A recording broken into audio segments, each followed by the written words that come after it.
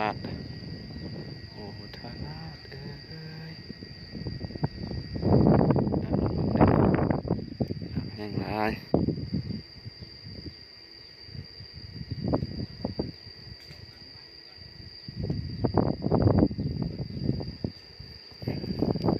ก็เป็นดอนไปน้ำจะบกขึ้นหลายเทิงเสาสัญญาณ 4G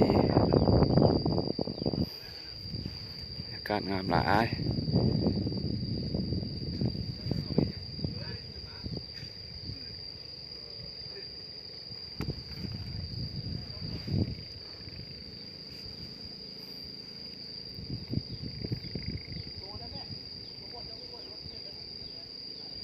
โอ้หนิ่งเลยนึงเนาะ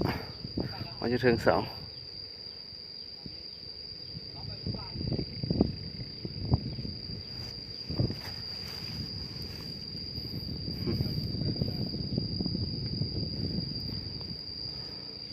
ทางลงไปท่าเรือดันแตก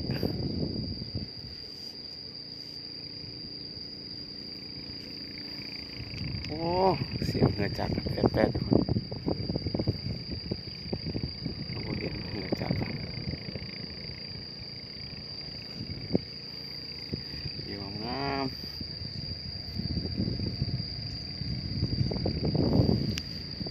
งามหลายธรรมชาติเขียวอมทุ่มอยู่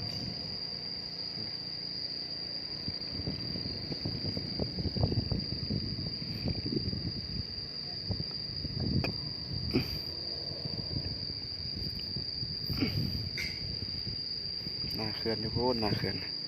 สุดสายตาทะเลลาว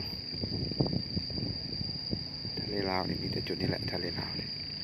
เกาะเป็นดอนเต็มไป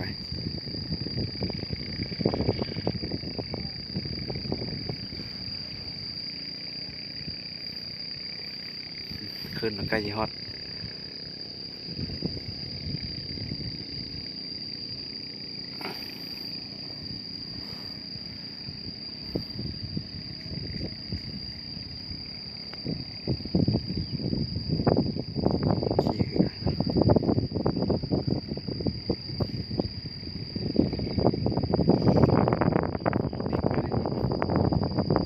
แล้วไปหน่อยนึงนะ